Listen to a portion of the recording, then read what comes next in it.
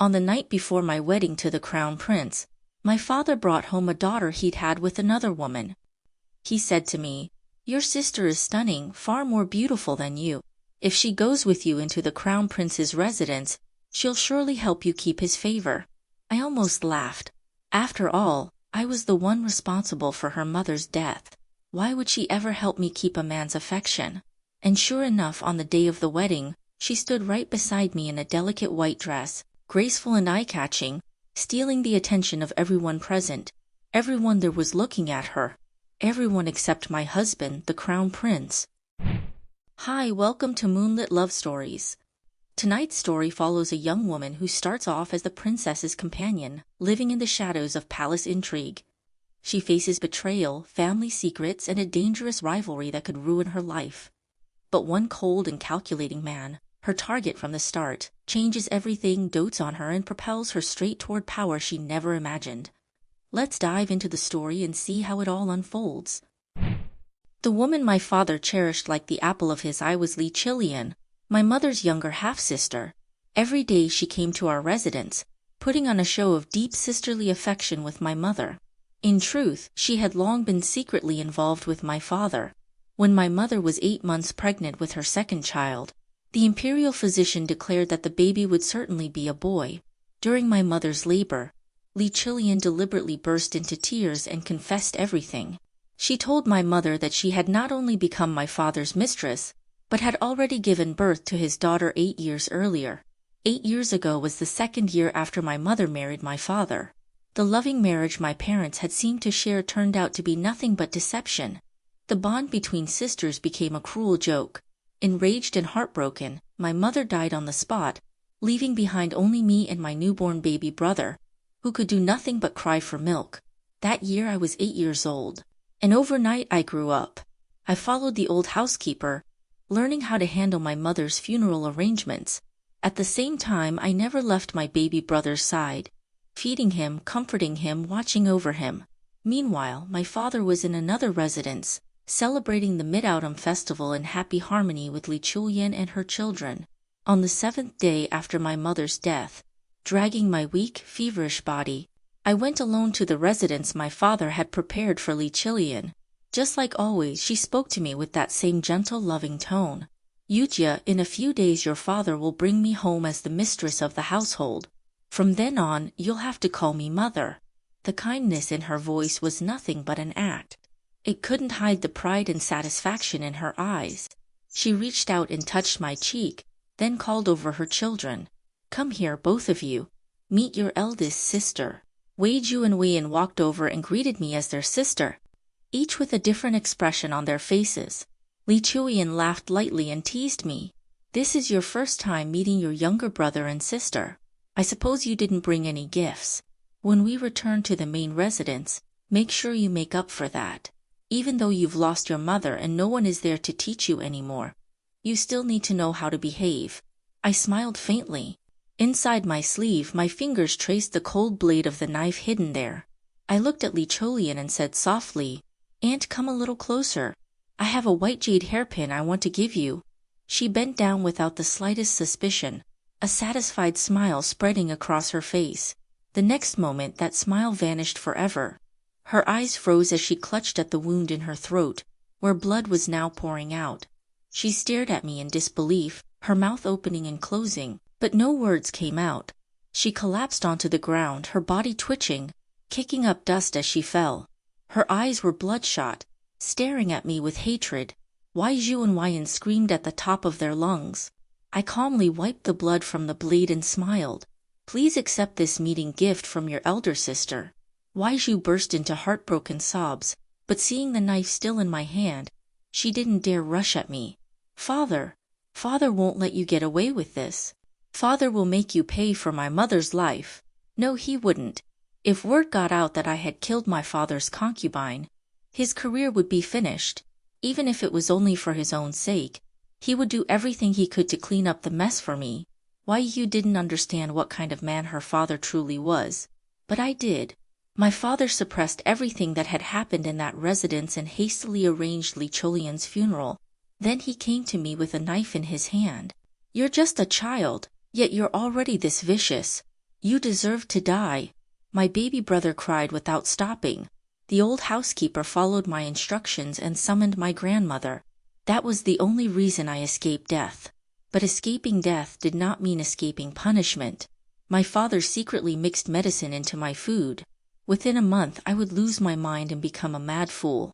He hated me for killing the woman he loved most. And I hated him for destroying the people dearest to me. That was my mother, the woman who carried me for 10 months and nearly died bringing me into this world. The woman who had loved me, protected me, and cherished me every single day for 8 years. I hated my father, and he hated me. The two of us, father and daughter, had already become enemies. In the depths of winter, when the cold was at its harshest, I jumped into a frozen lake. 9 times out of 10 I should have died there. But I survived. That desperate gamble bought me a slim chance to live. My aunt on my mother's side finally had an excuse to step in. She brought people to our house and took me and my young brother away. Before I left, I said to my father, "If you dare bring Ju and Wayan back to the Wei family and raise them there, I will go to the magistrate's office and beat the drum of injustice. I will tell the world how you carried on an affair with your wife's own sister and drove your wife to her death. I will also confess that I killed your mistress. My death would be nothing, but the reputation of the entire Wei family would be ruined because of me. The men would lose their careers and the women would lose their chances of marriage. Father, as long as I am alive, you will never be able to bring them into the Wei family." My father was so furious he nearly lost his mind. He slapped me across the face and grabbed me by the throat. How did I end up with such an unfilial, rebellious daughter? How dare you? I looked at him and smiled, making no attempt to struggle. Slowly, cold sweat began to bead on his forehead. In the end, he released his grip on his own. He muttered under his breath, fear flickering deep in his eyes, "You're insane. You're a madwoman." I smiled calmly. "I'm not the mad one. You are the coward. Father, I'm willing to risk my life openly for my mother, but you don't even dare to avenge the woman you loved in the light of day. You're not as brave as I am."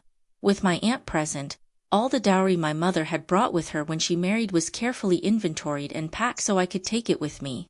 My grandmother was displeased, but she had nothing she could truly argue against. What she did not want was for my little brother to leave. That very night, my brother suddenly broke out in red rashes all over his body and developed a relentless fever. My aunt made a tremendous scene, shouting and arguing until my grandmother fainted from anger. My father pressed his fingers to his forehead in frustration and waved his hand impatiently. "Take him. Take everything and get out. It's not as if he's my only son. Go. All of you, get out." My aunt gave me the courtyard where my mother used to live when she was still unmarried. I moved in there with my little brother and the old housekeeper. To repay my aunt, I took my cousin's place and entered the palace as a study companion to Princess Ningxiao. Princess Ningxiao had a notoriously domineering temperament. She was not easy to get along with. Several study companions had already been sent to the palace before me. One after another, they returned home in tears, having been tormented so badly they were hardly recognizable. This time it was my maternal family's turn. My aunt could not bear to see her own daughter suffer, and I had no wish to remain in the Wei household. Our interests aligned perfectly. On my first day in the palace, I was punished and forced to kneel. The reason was simple. My hairstyle was not pretty enough. I smiled and thanked the princess for her punishment. On the second day, I was hung from a tree. Again I smiled and thanked her. I endured it until I fainted, and it was the crown prince who rescued me. When I regained consciousness, the crown prince was scolding Princess Ningxiao. Ignoring the weakness and pain in my body, I forced myself to kneel and bowed my head to the ground. It was my fault for breaking a cup and offending Her Highness. That is why she punished me. The crown prince paused mid-scolding. Princess Ningxiao bit her lip and looked at me. The crown prince took a slow breath and tapped her lightly on the head. "She is not a servant in your palace. She is your study companion, the daughter of a court official. Her mother was the daughter of the Marquis of Pinyuan, and her father serves as the Lieutenant Shi. How can you treat her so unreasonably?" Princess Ningxiao snorted. "She's just the daughter of a fourth-rank official. What's the big deal? Even if I beat her to death, so what? The crown prince seemed unwilling to push further. Lowering his voice, he said gently, "Ningxiao, her mother has just passed away. Treat her a little better. She has lost her mother just like you have. You should understand how bitter that feels." Only then did Princess Ningxiao fall silent. When she looked at me again, there was a little more kindness in her eyes. The crown prince helped me to my feet and smiled. "That's enough. Go and rest. Your health is weak. I've already asked the imperial physician to prepare a prescription for you. Zhao is only a bit willful. Her nature isn't bad. Don't hold it against her." I lowered my head and replied quietly, "Her Highness the Princess treats me very well." After that day, perhaps because she saw that I had also lost my mother like she had, Princess Ningxia treated me much better. She stopped punishing me on a whim. Every day I followed her to the academy. The emperor doted on Princess Ningxiao and granted her the special privilege of studying together with the imperial princess. I stood at her side, listening and learning alongside them, learning how to govern subordinates, how to rule as a sovereign, and absorbing the teachings of various schools of thought. Princess Ningxiao had no interest in such lessons. Whenever essays or discussions were assigned, I wrote them for her. She loved attention and the reputation that came with it.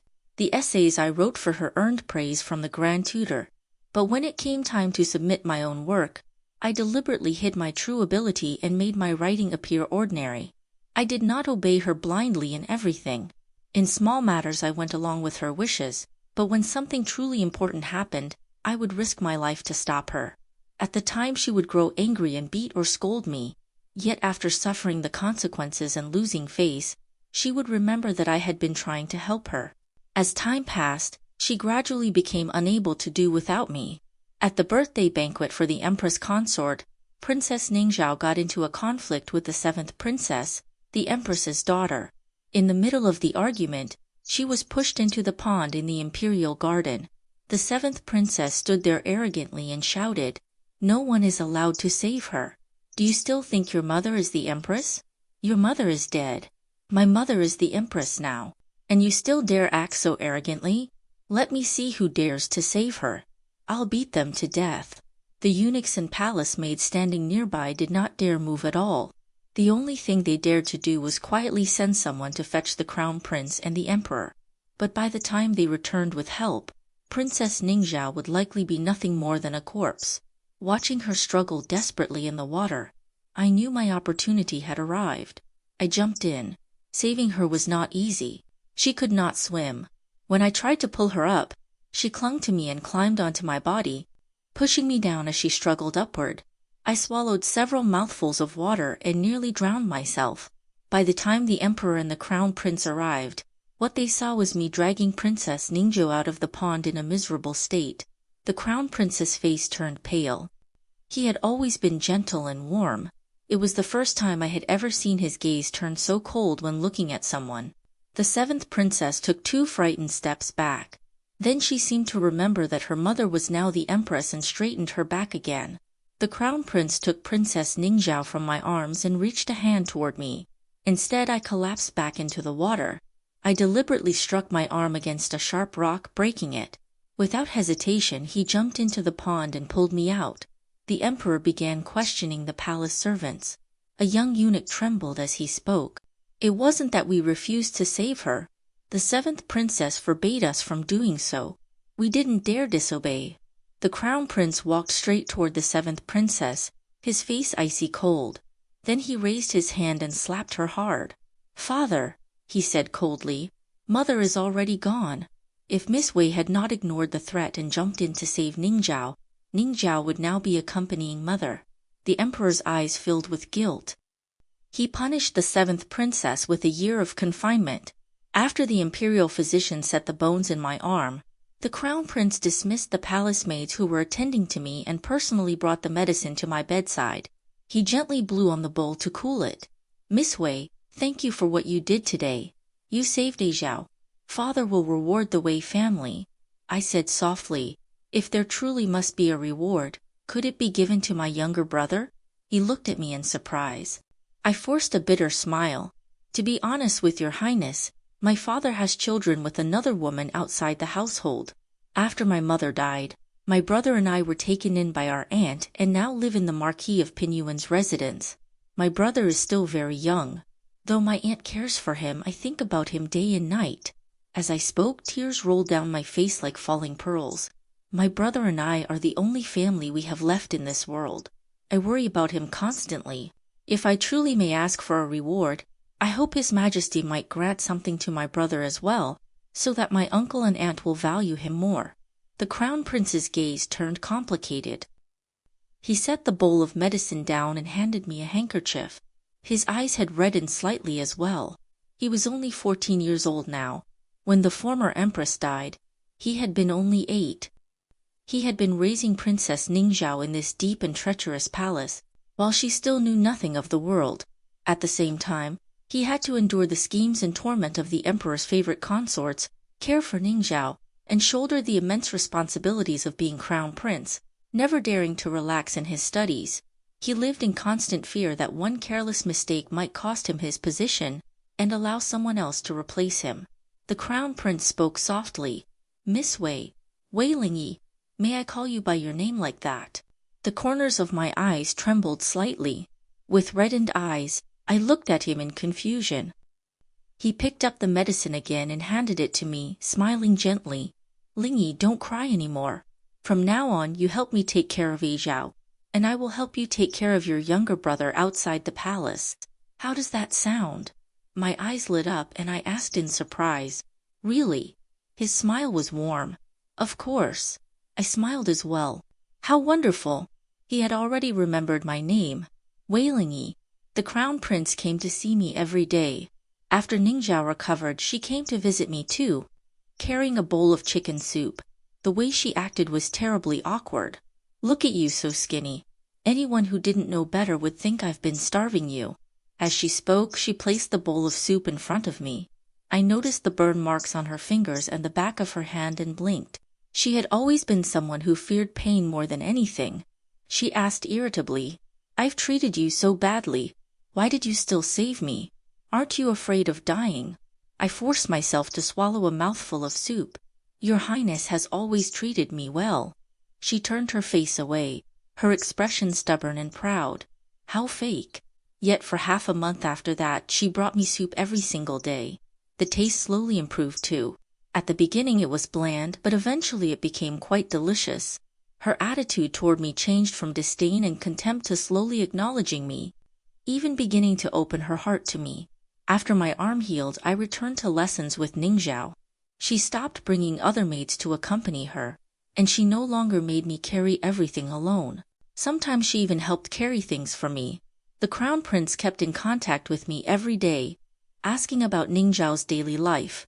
After asking about her, he would also ask about how I had been doing, offering a few words of concern. Occasionally he brought me news about my younger brother, and sometimes he brought small gifts from outside the palace, those policy essays of Ningxiao's that earned endless praise from the Grand Tutor. Others did not know the truth, but he knew they were written by me. He often discussed the classics and histories with me, and every night I studied by lamplight, working tirelessly without the slightest moment of laziness. I was terrified that the opportunity and future I had fought so hard for would disappear if I relaxed even a little. My mother was dead. My father had become someone else's father. My little brother was still young. In this world, I was the only family he had left. I had to stand strong. Spring passed into autumn. 6 years went by. I came of age. For my coming-of-age ceremony, Ningxiao found a flowing dress that shimmered like light itself. The crown prince handed me a gift box. "Open it and take a look." Inside was a wooden hairpin. Ningxiao snorted. "Brother, you're the crown prince of an entire country. How can you give such a shabby gift?" But I said happily, "I love it." Of course I loved it. Ningyu had made it with his own hands. How could that possibly be the same as an ordinary gift? That night, I gave him a sachet I had embroidered myself and confessed my feelings to him. He froze for a moment. The tips of his ears turned red as he politely refused me. "I've always thought of you as a younger sister." I lowered my eyes and nodded. "I see. All right then." Then I turned and left. When we saw each other the next day, he avoided me. I remained calm, showing no embarrassment at all. and treated him exactly the same as before. He looked stiff and uncomfortable, which made Ning Zhao unhappy. "Brother, what are you doing? Why is your face so stiff? Do you think you're the Grand Tutor Li or something?" I smiled and spoke as well. "Yes, brother. Is something troubling you?" He froze, frowning slightly. Ning Zhao looked up at me. "Why are you calling him brother now?" I answered innocently. "He said he thinks of me as a sister." Ning Zhao burst out laughing.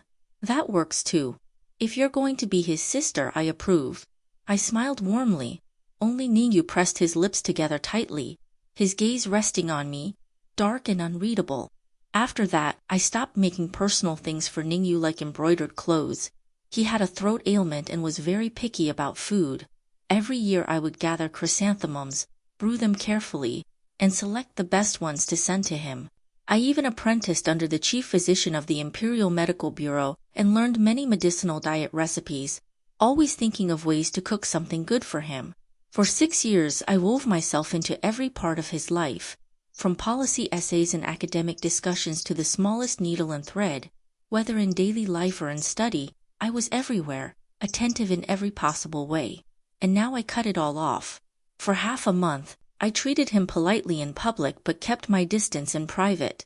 At last he could not bear it anymore. He tried to speak to me gently just like he used to. I smiled and interrupted him. "Brother, it's getting late today. Let's talk another time. I've already told my family that your highness has acknowledged me as a younger sister. Please don't be angry with me. I have no one to rely on, so I wanted to borrow your name for a little protection. Tomorrow I'll be going home to prepare for my marriage." His smile froze on his face. His jaw tightened. His fingers rubbed together unconsciously before curling into a fist, veins rising along the back of his hand. "Who are you marrying?" The words seemed to grind out of his mouth one by one, each syllable heavy, as though painfully difficult to say. I smiled brightly. "I'm not sure yet. The exam results will be announced soon." "Won't they?" "My uncle plans to let me choose from among the top-ranked scholars this year. I quite like one of them, a man named Jiyuan from Shuangqing. My uncle said that although his family is poor, his writing shows both integrity and brilliance. At first I wasn't interested, but then I read his essays. The more I spoke, the more excited I seemed, almost gesturing enthusiastically as I talked, smiling so widely it seemed my face might split. Ning Yu's gaze darkened. The warmth around him vanished. His expression seemed covered in frost, and his fingers trembled slightly. I kept talking endlessly. "Brother, you have no idea how beautiful Jiyuan's handwriting is. His essays are wonderful too. When I read them, it felt like meeting an old friend in a foreign land. I almost wish I could meet him immediately and become friends." Ningyu smiled coldly. "Scholars are often the most heartless. Lingyi, you've spent so long inside the palace and met too few men. Don't let a few essays fool you." I nodded obediently. "You're right. I must not have met enough men. I see you every day, so I mistakenly thought I liked you." I pretended to think deeply, my cheeks flushing as I spoke shyly. "My aunt even sent me a portrait of Jiyuan. He's very handsome. His face is like polished jade, and he has that scholarly elegance about him. I like him very much. I can't wait to meet him." The smile at Ningyu's lips vanished completely. His eyes grew dark and cold. I glanced at the dimming sky and continued speaking. "Thank you for taking care of me and my brother all these years. Thanks to you, my brother is now studying at the Imperial Academy. I'm truly grateful." I turned and waved cheerfully. "You should go back now. I need to pack my things. I have to sleep early tonight so I can wake up tomorrow and get dressed nicely. It wouldn't be good to meet Jiyuan with dark circles under my eyes." Suddenly he grabbed my hand. His grip was tight. His eyes were cold and sharp. I looked at him in confusion. "Brother, don't call me that." He cut me off sharply. I obediently lowered my voice and said timidly, "Your Highness." He stared into my eyes. His dark eyelashes trembled slightly. From the distance came the voices of eunuchs and palace maids announcing the arrival of the Empress. Only then did he seem to snap out of it and release my hand. When I turned around, my eyes met Ning Zhao's cold gaze. She had finally arrived. The jewelry I had sent her had not been wasted after all. After returning to the palace, Ning Zhao sat in the main seat and ordered me to kneel. As soon as I knelt, the teacup in her hand smashed against the side of my forehead. My hair came loose. For a moment, pity flashed in her eyes, and her own eyes reddened as she demanded, "You got close to me just to become the crown princess, didn't you?" I lowered my gaze. "I will be leaving tomorrow. My family has already arranged another marriage for me." I wiped the blood from my forehead. "Ning Zhao, I don't owe you anything. Whether my feelings were sincere or not, I still treated you with care." Tears streamed down her face. "Get out," she shouted. Slowly, I stood up and brought out the luggage I had already packed. I gave the protective charm I had embroidered for Ning Zhao to a palace maid who was close to me. Before she could say anything, I walked out silently, my eyes red. Inside the drawer of the room was the birthday gift I had prepared for Ning Zhao. The late empress had once embroidered a cloak for her. After the empress died, the seventh princess deliberately destroyed it. Countless nights, I had seen Ning Zhao clutching that cloak while sobbing and calling for her mother. There were hundreds of palace embroiderers, yet not a single one dared repair it. It was not because they lacked skill. They all knew Ning Zhao's temper and feared taking on the task. They would rather claim their craftsmanship was inadequate than risk failing to satisfy her, and being beaten bloody before being thrown out of the palace. Now the cloak had already been repaired halfway by me. I had intended to give it to her as her birthday gift. Ning Zhao looked ruthless, but in truth she was only fierce on the surface and fragile inside. She would soften toward me. For years I had planned everything carefully, playing exactly the role she needed. I satisfied every emotional need she had, without conditions. A young princess who had never known hardship could never escape the gentle trap a hunter had prepared so carefully for her. Blood stained my forehead. Tears clung to the corners of my eyes. My hair was disheveled, my bun half undone. Clutching my bundle of belongings, I walked down the busiest palace road in a miserable state. Whispers and gossip followed me everywhere. By the time Ningyu arrived, I had already passed through the palace gates. He rode up on horseback, calling my name in urgency. I turned back and gave him a bleak smile before climbing into the crude carriage waiting for me. Soon everyone knew that I had offended Princess Ning Zhao, the emperor's most beloved daughter, and had been driven out of the palace. During dinner that evening, my uncle and aunt looked apologetic. "You've suffered all these years," my aunt said. "From now on you don't need to worry. Your uncle and I will take good care of you and your brother." My uncle set down his chopsticks. "Jae-yuan is a man of upright character. This marriage will not be a bad one. Your mother's dowry will all go with you as your own. Your aunt and I will prepare additional gifts for you as well. As for your brother's future marriage, we will make arrangements for him too. You have nothing to worry about." I set down my chopsticks and smiled brightly. "Uncle, would you be willing to place a bet on me? A wager that our family's fortunes will change, that we will rise straight into the clouds." Wearing coarse clothing and carrying my bundle, I left the Marquis of Pinyuan's residence. I walked through the bustling streets and knocked on the gate of the Jiangshi residence. When the steward saw me, he rubbed his eyes, unable to believe it. Once he realized it truly was me, he ran off in a panic, shouting as he went, "Old madam, master, the eldest young lady has returned." My father's face, which had been full of smug satisfaction, immediately collapsed. The flesh on his cheeks twitched. "What is she doing back here?" I smiled lightly and glanced at Wei Ju beside him. "Of course I've come back to fulfill my filial duties to father." During the years I had spent in the palace, he had arranged a respectable background for Wei Ju and Wei Yan. He had registered them under the second branch of the family. Originally, he had planned to record them as legitimate children. While I was still in the palace, I had someone send him a dagger as a gift. The next time I heard any news, Wei Ju and Wei Yan had already been listed as children born of a concubine. Though they were now technically illegitimate, that did not stop my father from investing great effort in them. He hired famous tutors for Wei Yan and found a lady instructor for Wei Yu, teaching her music, chess, painting, calligraphy, and all the proper conduct expected of a noble young lady. In just a few short years, Wei Yu had gained quite a reputation for talent. After moving them into the second household, my father even hired several martial instructors to guard that residence.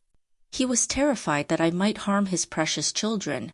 Outside my room stood several strong, burly old maids. They were there to ensure I could not leave.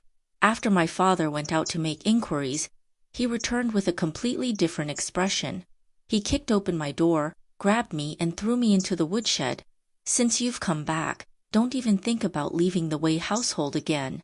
Now that you've offended the princess and even the Marquis's residence has cast you out, who else could possibly protect you? Wei Lingyi, the debt you owe Chu Yan will be repaid slowly." I was kept under strict watch. He did not secretly kill me because someone from the young censor's household had come to speak with him privately about my marriage. Lord Young was the salt inspector, a man with immense wealth. My father was currently worrying about how to gather enough money to prepare Wei Ji's dowry and secure a future for Wei Yan. Among the women guarding me, one had been bribed by my aunt. Every night around midnight, she would secretly bring me clean food. For Princess Ni Zhao's birthday banquet, an invitation was unexpectedly sent to the Zhanshe residence. My father could not figure out the meaning behind it. His gaze swept over me darkly. What does the princess mean by this? I lay on the pile of firewood. I don't know. He grabbed me, his teeth clenched. Don't try any tricks. His eyes darted back and forth. He wanted to take Wai Zhu with me to show her face before Ningzhao, but he was also afraid I might harm his precious daughter. In the end, he sent only me. I was seated at the very end of the banquet hall. Throughout the feast, mocking looks and whispered insults came at me from all directions. I lowered my eyes and said nothing, accepting them all with a faint smile. Yet the noble lady seated at the very top slowly tightened her grip on her cup. After the banquet ended, I stood to leave. A maid from Ningzhao's palace blocked my path.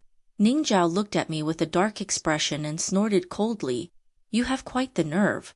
You actually dared to take the cloak my mother left me without permission. Wei Lingyi, what punishment do you deserve for such a crime?" I lowered my gaze and knelt, bowing my head to the ground. "Please calm your anger, Your Highness. I accept any punishment." She choked on her words, pacing back and forth in frustration. Finally she snapped.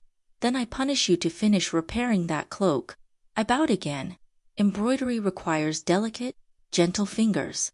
I cannot do it. She grabbed my hand angrily. "What do you mean you cannot?" Her voice suddenly stopped. Her eyes froze as she stared at the wounds covering my hands, cuts, bruises, and reopened scars. For a moment she could not speak. "Who did this?" I bowed again. "No one. Since I cannot repair Your Highness's cloak, please ask someone more skilled. The palace gates will soon be locked. I will take my leave." I pulled my hand from her grasp and walked away with a limp, my eyes lowered. "Wei Lingyi." She chased after me, her voice trembling.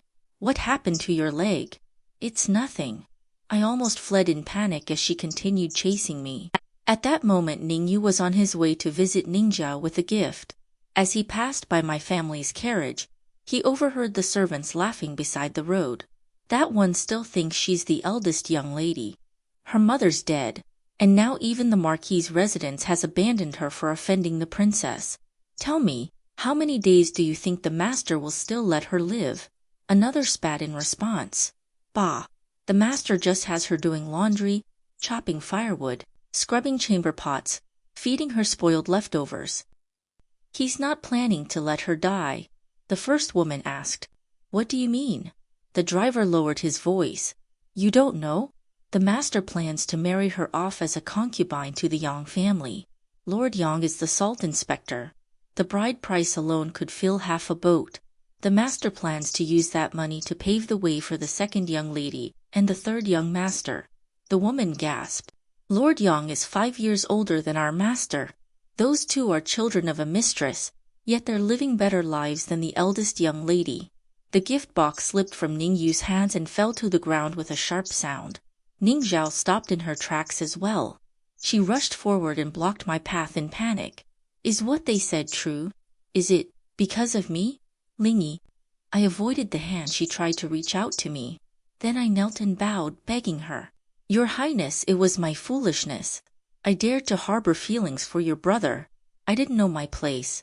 I already understand my mistake. Please spare me. In a few days my father will marry me off to Lord Yang as his concubine. I will leave the capital and follow him to Yangzhou." I will never appear before your highness again. Ning Zhao shouted in disbelief. How can you marry young Juntong? His concubines die mysteriously every year. How can you? I smiled and interrupted her. Isn't this what your highness wanted? Her face flushed with anger. You think I sent him to propose marriage? Wailingly, I treated you like family, like my closest friend. And this is what you think of me?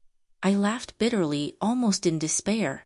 I am nothing more than a piece of drifting grass. How could I possibly be a friend to a princess? Perhaps your highness did not personally send young Juntong to marry me. But everyone knows you despise me now. You are the emperor's most beloved princess. Of course there are countless people eager to please you by stepping on me. Ning Zhao, have I not treated you well all these years? What did I do wrong? Is it just because I liked your brother that I deserve to be tortured like this? Do you know that I could have married the top scholar Jiyuan? But now everything is ruined. I have nothing left. If you and your brother still aren't satisfied, then kill me.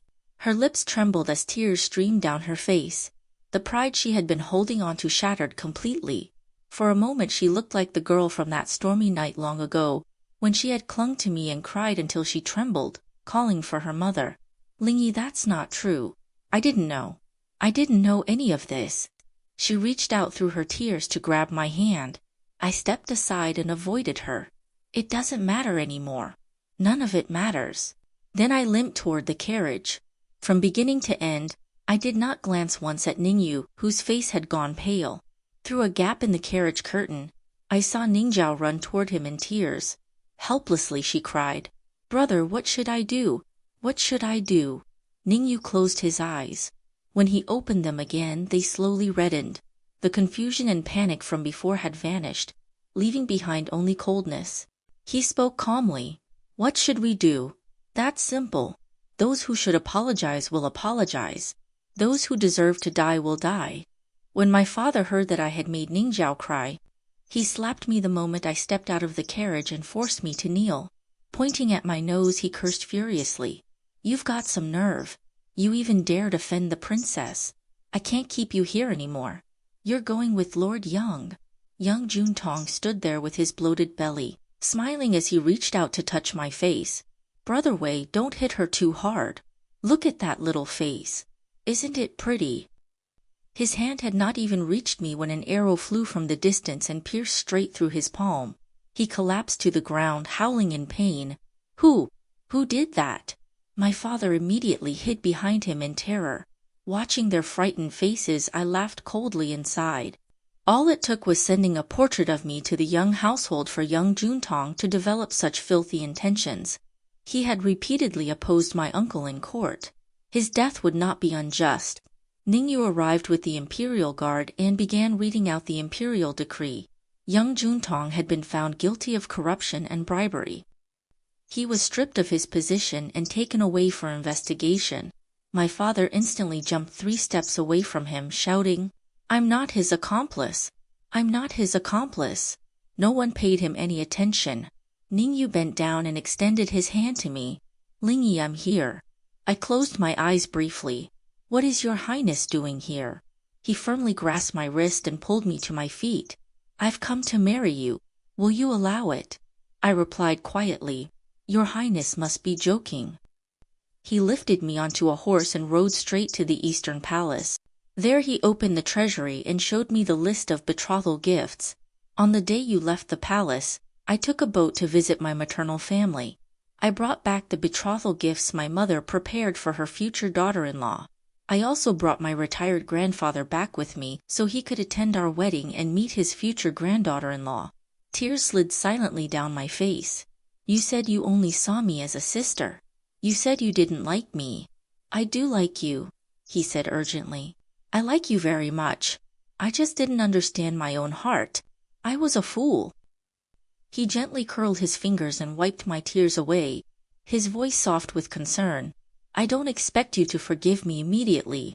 Let me make it up to you slowly, all right?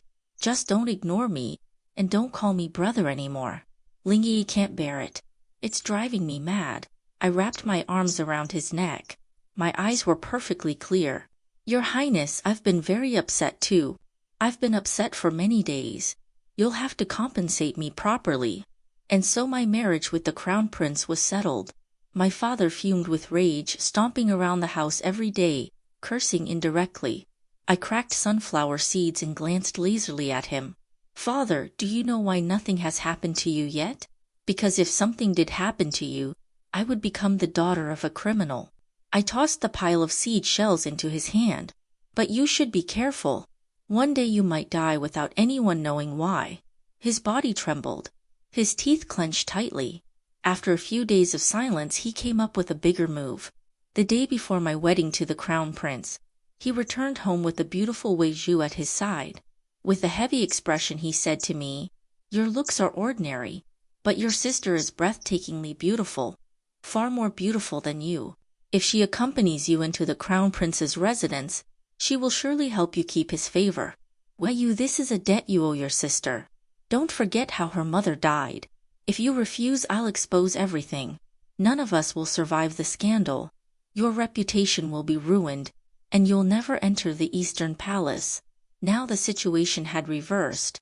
He was the one threatening me with nothing left to lose. I looked at Wei Zhu with a faint smile. "Do you want to marry into the palace?" Her gaze was cold as she spoke slowly, word by word. "I will do my best to help my sister keep the crown prince's favor and ensure that her position in the Eastern Palace never declines." I nodded. "Very well. Then tomorrow you may accompany me as a secondary consort." If she wished to die, I could only grant her wish. The next morning, Wei Zhu did not appear for a long time. It was not until Ningyu arrived outside the bridal chamber to escort me that she finally appeared. She wore plain white clothing without a trace of makeup. Her posture was elegant, every step graceful, like a celestial goddess descending to the mortal world. She stood gently beside me and supported my arm as she bowed to Ningyu. My bright red wedding robes became the perfect contrast. No wonder people say that a woman looks most striking in mourning white. Everyone's eyes were drawn to her breathtaking face. Everyone except Ningyu. His expression was as dark as it could possibly be. The way he looked at Wei Zhu was the same way one might look at a corpse. Wei Zhu noticed the momentary amazement in everyone's eyes. Pride curved her lips as she met Ningyu's gaze boldly, trying to exchange meaningful glances with him. I sighed quietly inside. So foolish. Even if she wanted to steal the spotlight from me, this was the worst possible day to do it. This wedding was not only about my dignity, it represented the dignity of the royal family. Ningxia was furious. She stepped forward and slapped Wei Zhu across the face. "Who do you think you're cursing with that outfit? The crown prince and crown princess are getting married and you show up dressed in white. Are you trying to die? Guards, drag her away and beat her to death." Wei Zhu showed no fear. Her reddened eyes looked toward the crown prince pleadingly. Ningyu frowned slightly. A flash of joy appeared in Wei Zhu's eyes, but the next moment he said calmly, "Beating her to death would bring bad luck. Let her hang herself instead." Only then did Wei Zhu panic. Ningxia shouted angrily, "Are you all dead? Drag her away." My wedding became a funeral for Wei Zhu.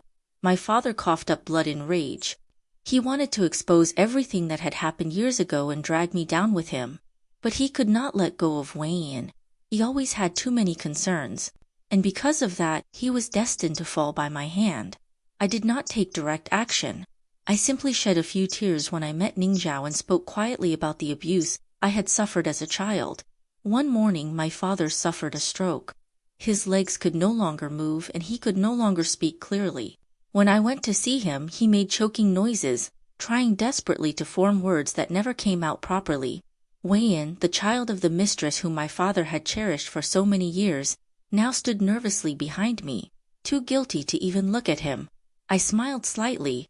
"Why don't you dare look at your father? If you hadn't forced bowl after bowl of medicine down his throat, how could he have ended up like this? This is all thanks to you." My father's eyes widened uncontrollably. His entire body trembled in despair. I crouched down and stared straight into his face, memorizing the broken grief and devastation in his expression. The image overlapped with another memory. That night long ago, my mother lay on the large carved bed, her frail body surrounded by the heavy smell of blood. Her swollen belly was covered by a thin red quilt. Tears mixed with sweat streamed endlessly into her hair, soaking the pillow beneath her head. She cried out in pain again and again, until she saw me. Lingy, Lingy, my little Lingy. She grabbed my hand and whispered desperately, I have to live.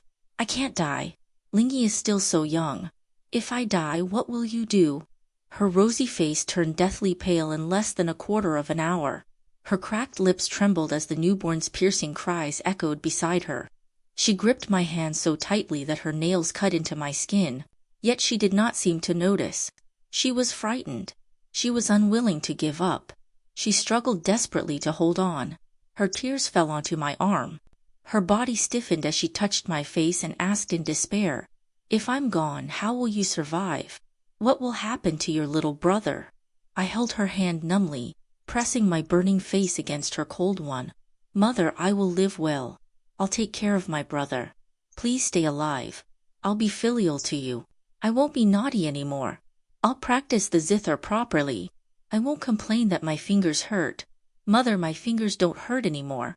But my heart hurts so much. I'm so sad. I'm so scared. The heavens did not spare my mother simply because I was afraid, and my father could not regain his speech simply because he was angry. Father, I said with a smile, tears streaming down my face, the debt you owe my mother, if heaven will not collect it, then I will. I will seek justice for her. He forced a twisted smile through his tears and mocked me hoarsely. Your beauty will fade, and his love will fade. I will wait for the day the crown prince abandons you. I smiled coldly and said nothing. Love to me was nothing more than a ladder to climb higher. Perhaps one day I would die because of my own schemes, but I would never lose to Ningyu's love. During the 3 months after my marriage to Ningyu, I carried the title of crown princess and went out every day to distribute porridge to the poor. I worked with officials to build homes for disaster victims in nearby regions. I personally went into the fields to plant crops. I arranged for displaced women to work in embroidery workshops or palace kitchens so they could learn skills and support themselves.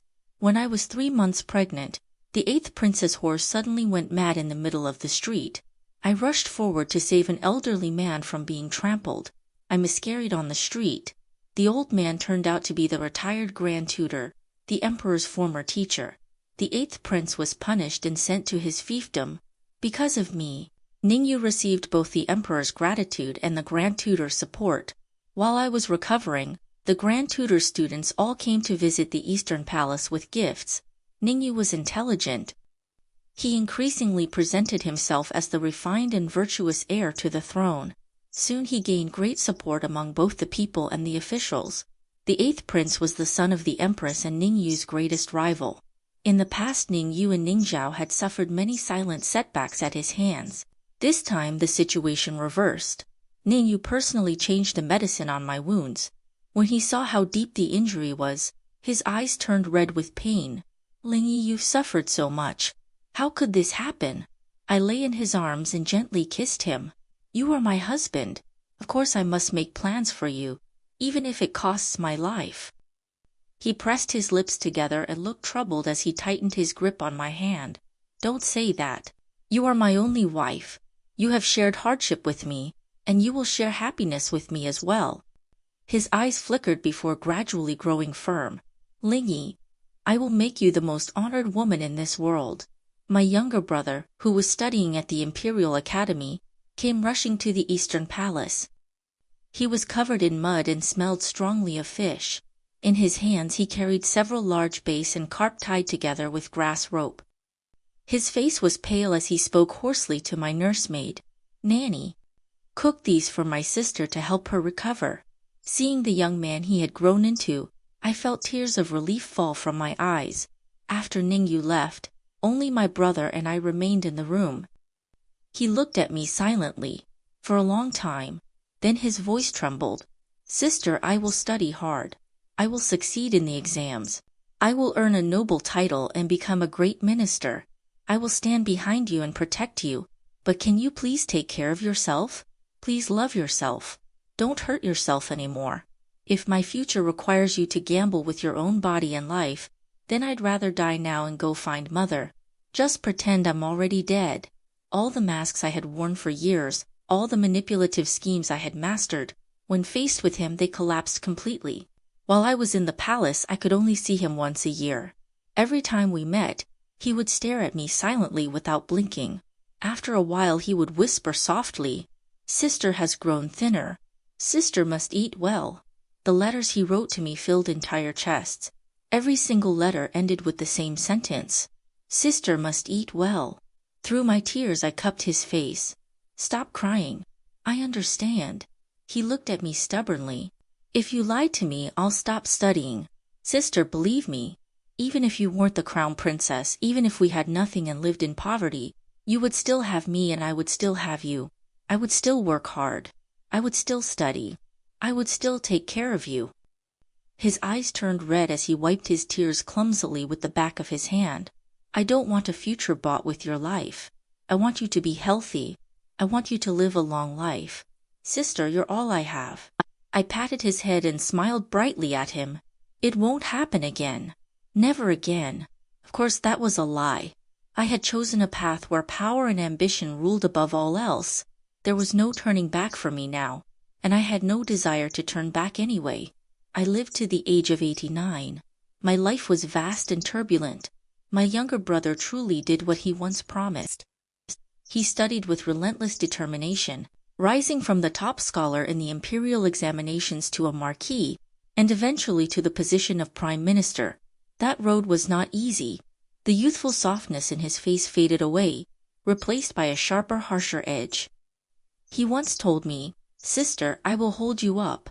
Higher and higher we climbed to the very summit of power, from crown princess to empress, and finally to empress dowager. The only thing that never changed was Ningyu. For 10 years he treated me with the same steady devotion, and I treated him with a heart full of calculations. He died before I did. I always believed I did not love him, but when the moment truly came, when he was about to leave my life forever, panic rose in me. He touched my brows and eyes, looking at me with the same gentle gaze he had always used. He placed the imperial seal into my hand, the power I had pursued for half my life. In his final edict, he granted me the right to rule from the throne myself. He brushed aside the strands of hair that had fallen across my face, just like on the night of our wedding when his trembling hands nervously removed the ornaments from my hair. "Lingyi, I like you best when you are full of ambition and schemes. I have always known you were only pretending to be obedient. From the very first time I read your essays and your political proposals, I already understood your aspirations. Go and do it. Do whatever you want to do.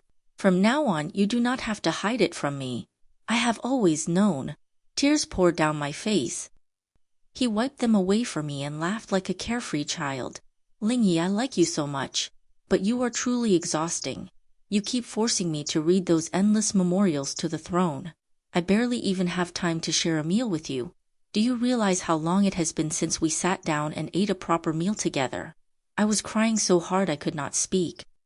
He answered his own question softly. "Of course you do not know. It has been 33 days. With a bitter smile, he closed his eyes. I cried out in grief. The sorrow struck me so violently that I began coughing up blood. I had always grown through loss. My mother's death taught me how to hate. Ningyu's death taught me how to love. I died one night while reviewing memorials. I had spent half my life pouring my heart and soul into governing this empire together with him. My children threw themselves into my arms. They had grown into good people. Nothing like the twisted and cold girl I had once been. They were like Ningyu, kind at their core. He had raised them well. My soul drifted above, watching as my son continued down the same path that Ningyu and I had walked in life, supported at his side by my younger brother. My son asked him, "What was mother like when she was young?" My brother paused for a moment, as if searching through old memories. At last he smiled. "I heard from the old nurse that when your mother was young, she loved to cling to your grandmother and act spoiled. Once she climbed a tree to steal bird eggs and accidentally hit the daughter of a censor official with one of them, scaring the poor girl into tears. Your grandmother chased her all over the courtyard with a fire poker while she ran around shouting for her mother." He stopped there. A trace of loneliness crossed his face. "Unfortunately, after that, I never saw my sister that lively ever again.